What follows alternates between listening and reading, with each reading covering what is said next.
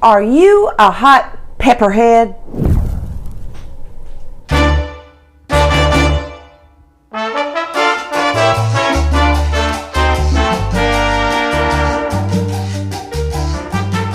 Well, on a scale of 0 to 10, my hot pepper-headedness is probably about a 5. What are we talking about?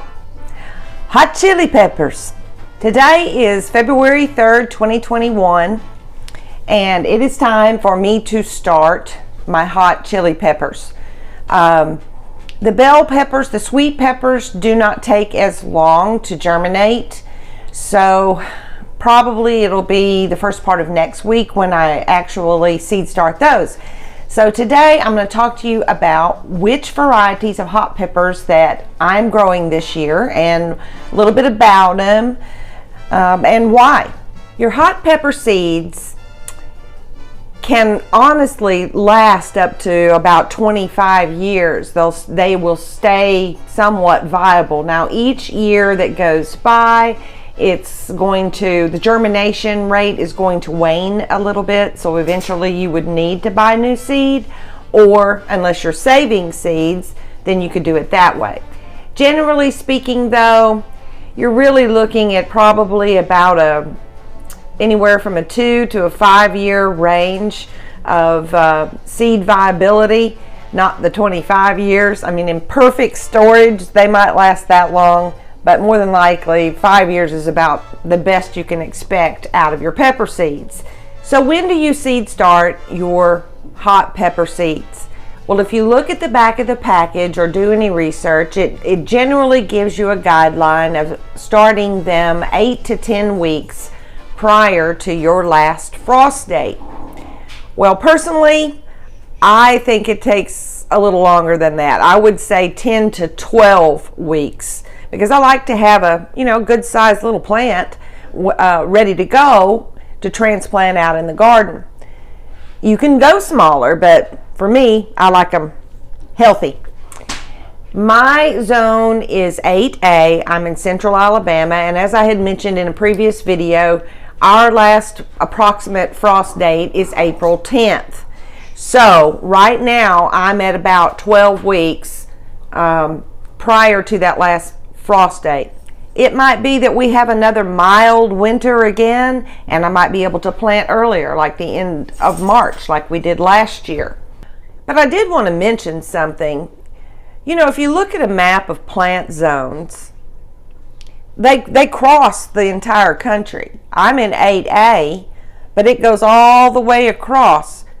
Tyler, Texas, for example, is 8A, but their last frost date is 10 days to 2 weeks sooner than mine. Theirs is April 1st, mine's April 10th or 11th. So you can't just go by, oh, well, they live in 8A, so I should follow exactly what they're doing. You need to find out what your last frost date is for your town, because it's not necessarily just by zone. Now, some people out there can't stand the heat of a hot pepper at all.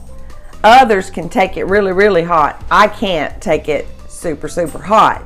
There's a scale out there called the Scoville scale that measures the heat of certain kinds of chili peppers. But honestly, it's a fairly subjective test because, for example, what I might think is mild, someone else might think is super hot, because they're not a pepperhead. Here's a quick chart. There are so many out there that can get really specific, but here's a quick chart of the Scoville heat index.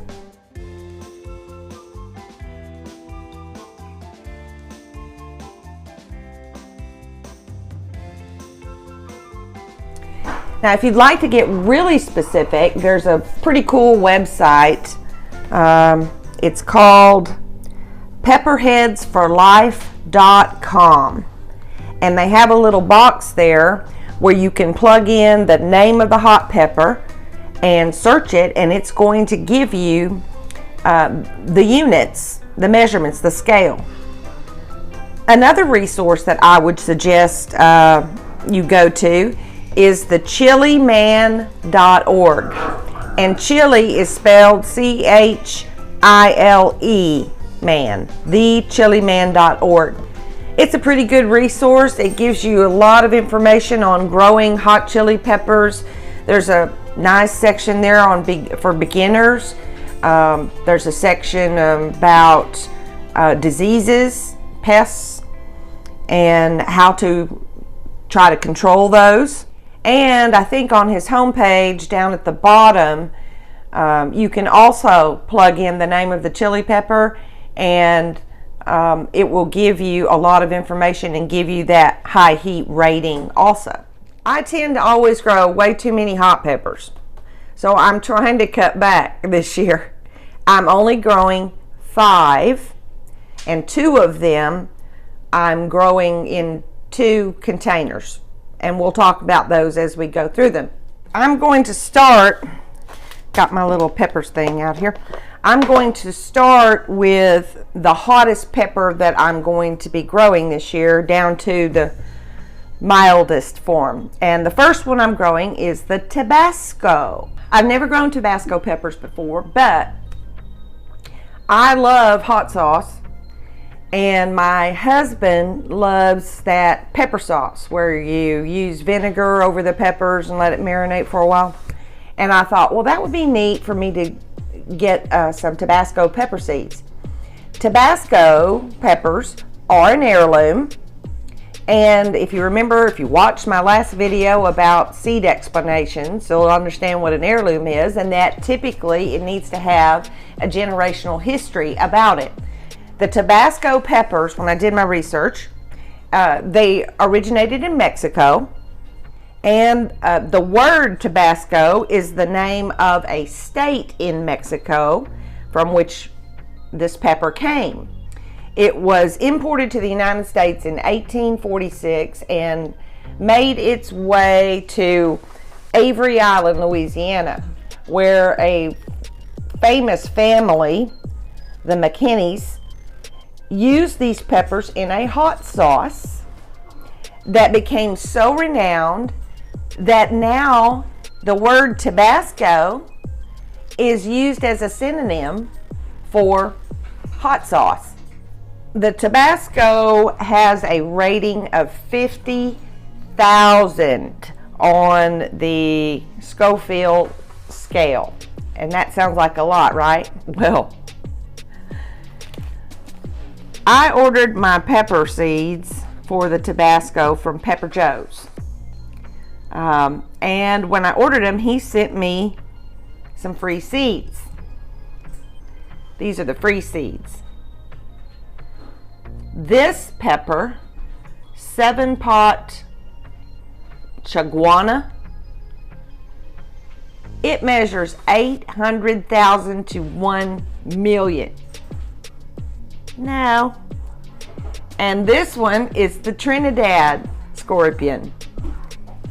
It measures 1,463,700. No, no, no. If anybody would like those free pepper seeds and you're on my Facebook page, private message me, give me your address, I'll mail them to you. That is way beyond my hot pepper-headedness. How am I going to use these Tabascos? Well, I mentioned the pepper sauce and the hot sauce, but I'm also going to dehydrate some, and then I can grind them into a powder, because I think that'd be really good to use in, well, like chili. As I said, I've not grown these before, so I don't know totally what to expect. From everything I've read, it looks like they're pretty much a prolific producer. Most of the hot peppers are. You'll just get a ton of peppers on one plant. So I'm container growing. These will be 5-gallon buckets. So I'm going to grow the Tabascos in 2 buckets. And I'm only putting 1 plant per 5-gallon bucket. And that reminds me, I need to get something out to show you. Hang on. Okay, I'm back. I had to pull this out of my gardening book. I've shown this before and explained it before. If you're on my Facebook group page, go up to the top and click on Files. And in that list, you're going to find one by Bud Endringham, and it's titled What Size Bag Do I Use? And then ... and it says Revised in all caps. This is for the rain gutter grow system, or the kiddie pool grow system, growing in containers. But I keep it right in my gardening notebook, especially when I'm planning out my garden for each season. And if you look at the top, it's got the sizes of containers from 1 gallon, 2 gallon, 3 gallon, 5 gallon, 7 gallon, or the Walmart bags, 10 gallon, and then it has special instructions. But under peppers, this would be for hot peppers or sweet peppers. It says 1 all the way across until you get up to 10 gallon, and then it says 1 to 2. I totally agree with that. Pepper plants get very big, very bushy, very tall, and there just aren't enough nutrients for you to be planting more than 1 pepper plant in that 5 gallon bucket or 7 gallon bucket even. I'd only put 1 even in a 10 gallon bucket. Okay, number 2, Hot Sunset Hybrid. Now this pepper I got from Tomato Grower Supply Company several years ago, so I'm not real sure how well it's going to germinate. We'll see. But I like it because it's a combination of a hot banana pepper and a Hungarian wax pepper. I like this one because it's an early producer, and it's more prolific than your typical either hot banana or the Hungarian wax pepper. Oh, and by the way, the Scoville scale number on this one is 15,000, so a lot less heat than the Tabasco pepper at 50,000. This pepper, when I've grown it before, I absolutely love it because it's a real thick walled pepper, and it's pretty big. It's about 6-7 inches long. So there's a lot of things you can do with them. You can roast them, you can stuff them, grill them, pickle them, can them, so many things. And I think if you like a milder salsa, this would be a good pepper for you to use in your salsa. Now, if you know about banana peppers and Hungarian wax, you know that they're yellow. And these go from turning yellow to orange into a red at maturity. And I believe it, if you let it completely mature and ripen, then that's when it's at its highest heat. When I had talked about hybrids in the previous video, I had said, there's a place for hybrids.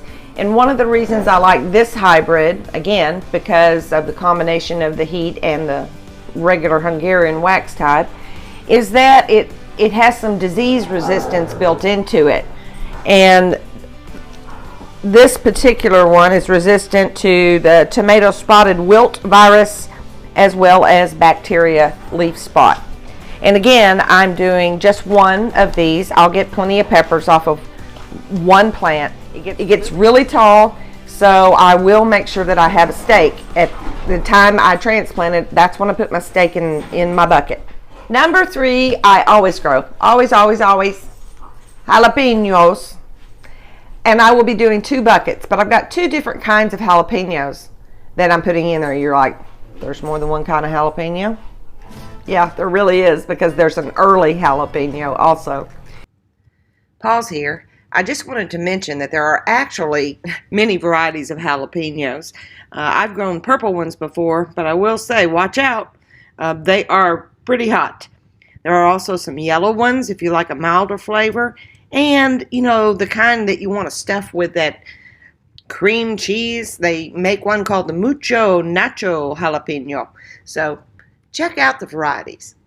But jalapenos, again, are an heirloom. They come from Latin America, and their Scoville rating is 4,000 to 6,000 on the jalapeno early, and about up to 10,000 on your regular jalapenos.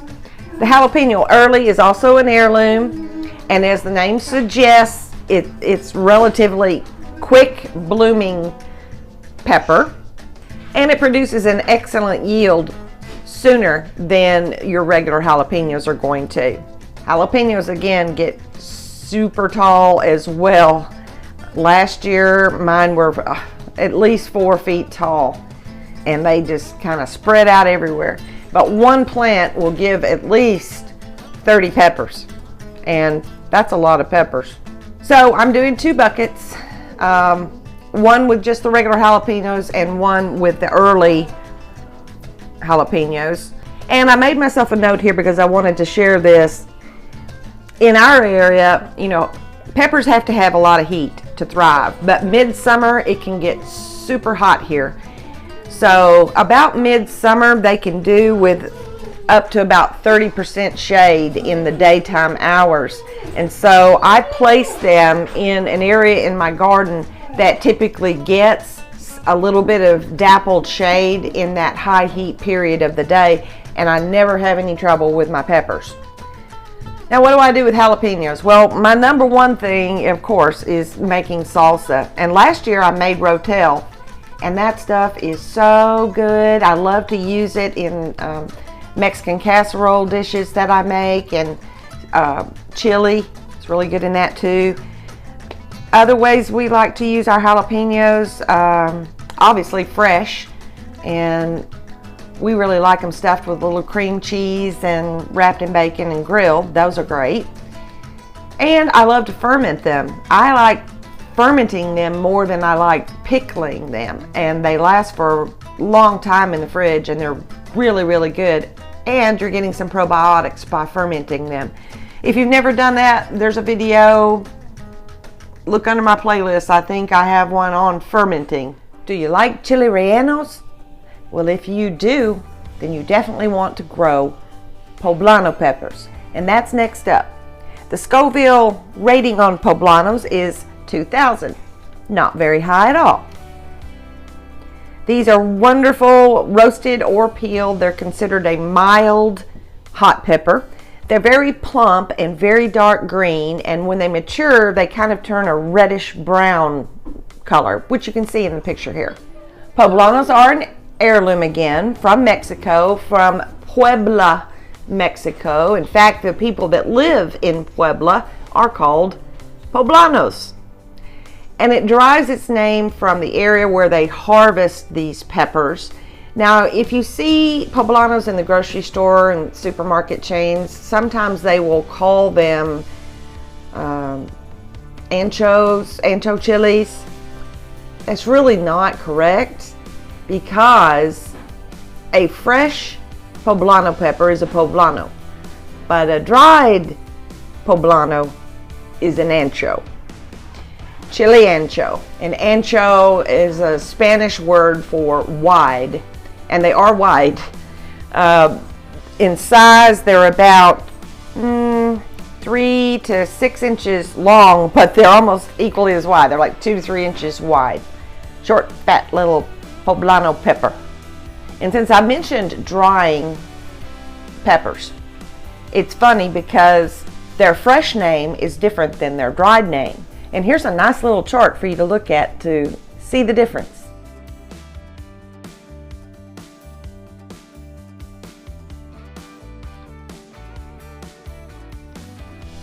So again, just planting 1 5-gallon bucket of the poblanos and 1 plant.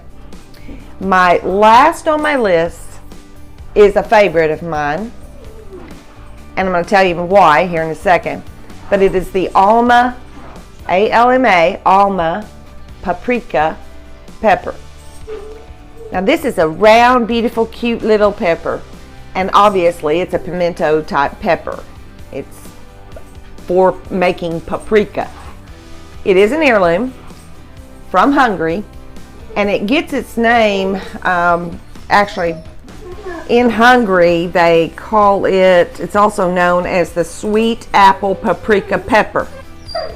And the word Alma, A-L-M-A, in Hungarian translates to mean apple. So that's how it got its name,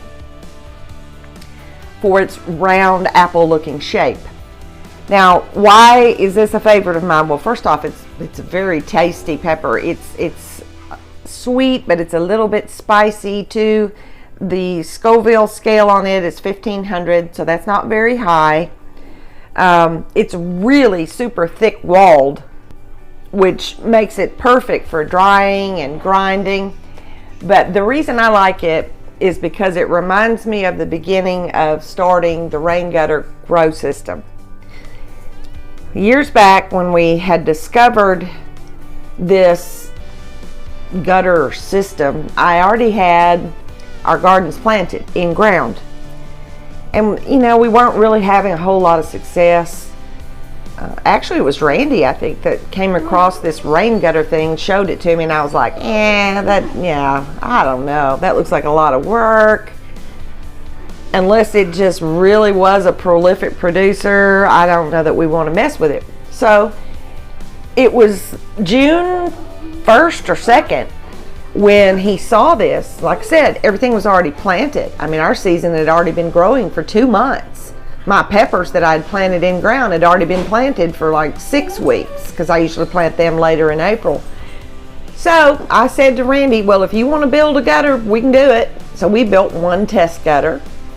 We used some drywall buckets and cut holes in the side, the air pruning holes.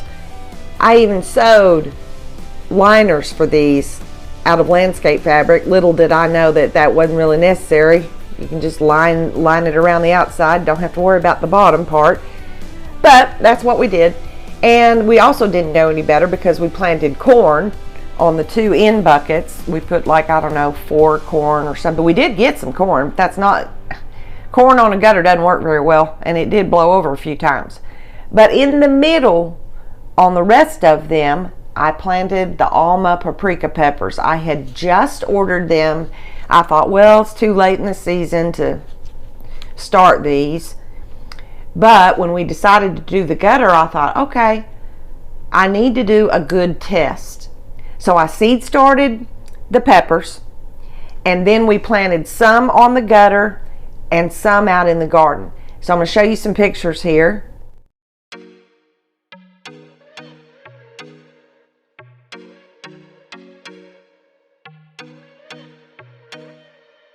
These were planted on June 16th. Now guys, that is very late in the season to plant peppers in my zone. So at that point when we planted it, we were 2 months behind. I thought we'd never get any peppers at all, that we'd just look and see, you know, well, which plants grew a little better than the others.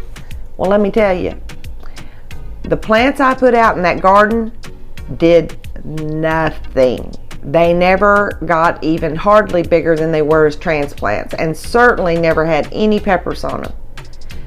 I took pictures of this gutter October 12th, 13th, something like that. They were still producing because we hadn't had a freeze. Look at these peppers.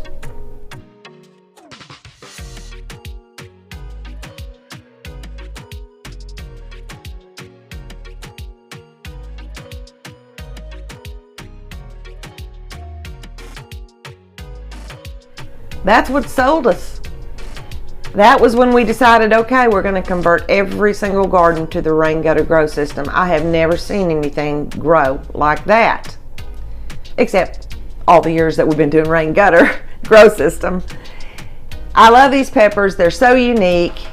One plant is going to give you way more than you probably even need to dehydrate and grind for making your own paprika.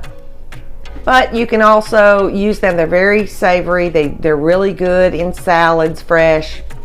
Any way you would cook, grill, whatever a pepper, these will work for that too. They start out a creamy white color, and then they go into kind of an orangish, and then that deep, beautiful red when they're fully mature. And that's when you want to pick them to make paprika powder. So those are the 5 peppers, hot peppers, that I'm going to be growing this year. But I wanted to talk just a second about companion plants, which ones I like to use, because I'll be seed starting them throughout the next few weeks too, when the timing is right. My very favorite thing to plant with peppers is basil. And the reason being is, number one, basil enhances the growth. And number two, it deters quite a few insects. If you look back, if you printed any of my companion planting from my blog, farmerbrownsparadise.com, you can read up on it. But basically it deters pests like aphids, thrips, and mosquitoes. And you know, I got to thinking about that because I have basil all over my garden. We don't really have a mosquito problem out in the garden. Now, no-see-ums, yes, they bite the fire out of you, but not the mosquitoes so much. And I'm wondering if maybe that's why, because we have so many different herb plants out there that do deter mosquitoes. Just a thought. Another thing I love to plant with the peppers are petunias, and that improves the growth also of peppers, and it draws in the bees. But you know, you really don't need bees, because remember, if you watched my previous video, peppers are in the category of being a self-pollinator. You don't have male flowers and female flowers on a pepper plant. Both the male and female parts are in the one flower, and all it takes is a little wind to pollinate that flower. Now, does it help if a bee gets in it? Sure. But remember too that if you're going to save seeds, a bee will more than likely hop from plant to plant to plant, especially if you've got them planted right there in a row. So if you're trying to save an heirloom seed and you've got another variety right next to it, and you save the seeds of both of those, you might not get a true variety of each of those, because they could be cross-pollinated by insects. Another great thing to plant with peppers are chives. They deter certain types of flies, but they also are said to decrease the likelihood of having gray mold, and decrease the likelihood of having downy mildew. And then two more. Yarrow, I would not plant yarrow in the same bucket with anything unless it's great big bucket, great big container, because yarrow can get really, really large. But yarrow is a wonderful companion plant because it draws in ladybugs and bees, but the ladybugs feed on aphids. So if you can draw in those ladybugs and the other beneficial insects that feed on aphids, that's a super good thing. Lastly, calendula. Beautiful little flower. Kind of looks like a weed in my opinion, but it has a beautiful flower on top. That is a trap crop for aphids.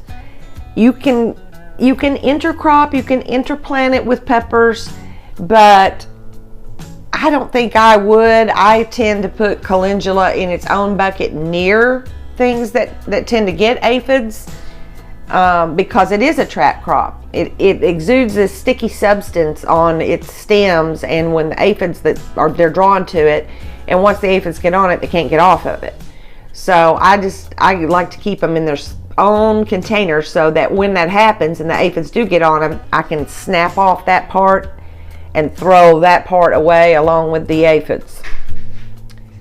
So that's pretty much it. I will be seed starting my petunias in the next few days. I don't know if they're any good. They're pretty old seed, and you just can't pick up petunia seeds in a regular garden center. You have to order them from what I've seen. So we'll move on real quick to soaking my seeds. I soaked them for 4 hours, around 4 hours, and then put them in their plastic baggies on top of the heat mat. The heat mats are at 80 to 85 degrees. That's the temperature that you need for your peppers to germinate. It's going to take anywhere from 7 to 21 days. Hot peppers can take a long time.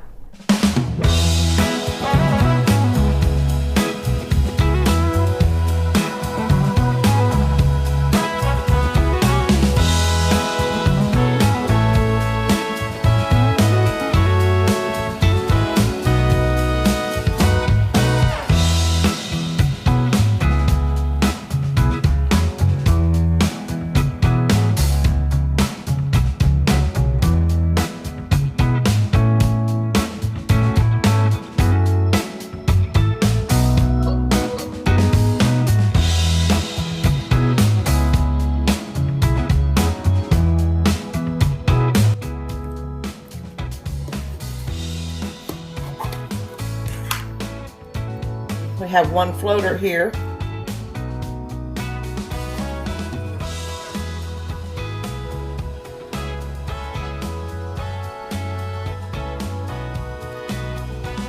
And I'm going to put it far away from the other two.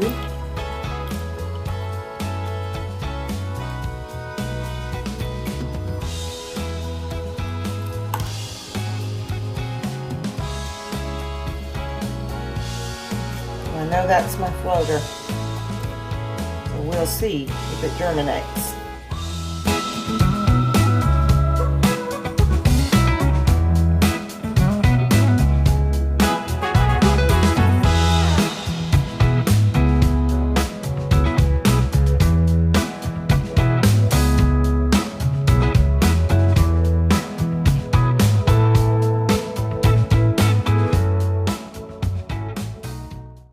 Hope you enjoyed the video. Stay tuned.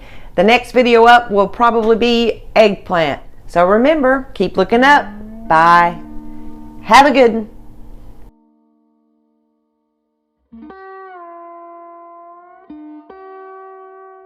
And God said, "Let the earth bring forth grass, the herb yielding seed, and the fruit tree yielding fruit after his kind, whose seed is in itself upon the earth." And it was so. And the earth brought forth grass, an herb yielding seed after his kind, and the tree yielding fruit, whose seed was in itself after his kind. And God saw that it was good.